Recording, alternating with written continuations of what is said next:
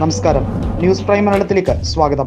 ഏകീകൃത civil code, മണ്ഡല പുനർനിർണയവുമായി ബന്ധപ്പെട്ട delimitation പ്രക്രിയകൾ സുഗമമായുള്ള നടപ്പിലാക്കൽ, അതുപോലെ വനിതാ സംവരണവുമായി ബന്ധപ്പെട്ട ബില്ല് പാസാക്കിയെടുക്കൽ, ഇത്തരത്തിൽ BJPയുടെ മുമ്പിലെ പ്രധാന ഭേദഗതികൾ, അതിന് 2/3 ഭൂരിപക്ഷം കൂടിയേ തീരൂ. ലോക്സഭയിൽ 360 BJP NDA സഖ്യം ലക്ഷ്യം വെക്കുന്നത്. അതിനായി എന്ത് രീതിയിലുള്ള പിളർത്തലും BJPക്ക് സ്വീകാര്യമാണ്. ഇപ്പോൾ DMK കോൺഗ്രസുമായി തെറ്റി നിൽക്കുന്നതിനെ മുതലെടുക്കാൻ നോക്കുന്നു. തൃണമൂൽ MPമാർ മൊത്തത്തിൽ BJPയിലാണ് എന്ന കിംവദന്തി പരത്തുന്നു.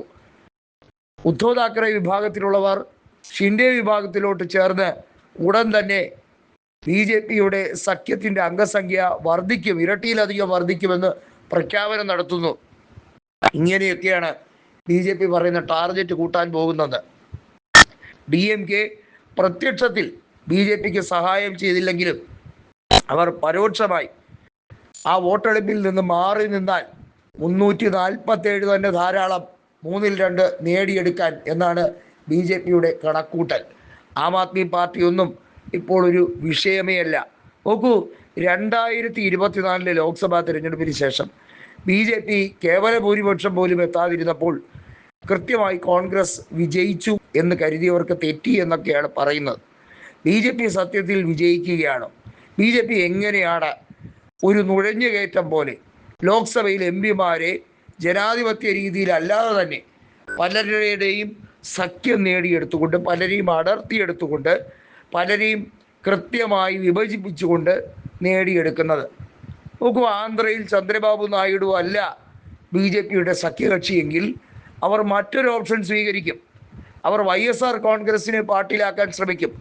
YSR കോൺഗ്രസിലേക്ക് ലയിക്കുകയോ അല്ലെങ്കിൽ സഖ്യം ചേരുകയോ ചെയ്താൽ ജഗൻമോഹനെ ലോക്ക് ചെയ്യുന്ന രീതിയിൽ, ജഗൻമോഹനെതിരെ അഴിമതി കഥകളും അനധികൃതമായ സ്വത്ത് സമ്പാദനം ഉൾപ്പെടെയുള്ള കേസുകളിൽ BJP നേതൃത്വം ജഗനെ അകത്താക്കാൻ ശ്രമിക്കും.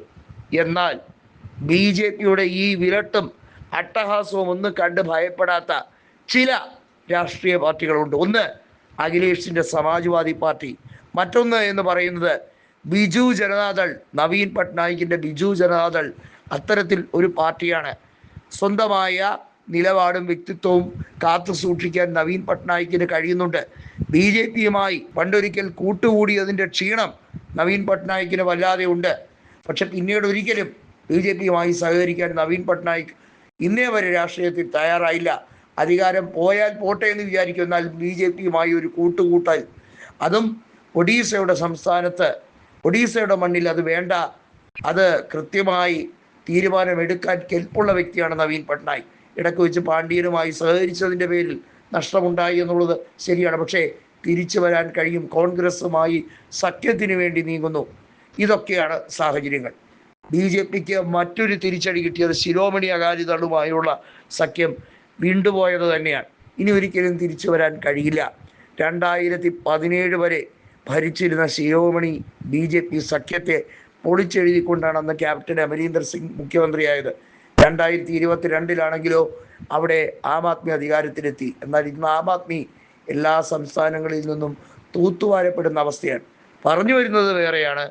2/3 ഭൂരിപക്ഷം കിട്ടാം എന്ന് BJP കരുതിക്കൂട്ടി വലിയ തോതിൽ ഈ ഭരണഘടനയെ അട്ടിമറിക്കാൻ വേണ്ടിയുള്ള ശ്രമം നടത്തുമ്പോൾ അവിടെ കൂടുതൽ ഓപ്ഷനുകൾ, മറ്റു വഴികളിലൂടെ ഇന്ത്യ മുന്നണിക്ക് തെളിഞ്ഞു കിട്ടും.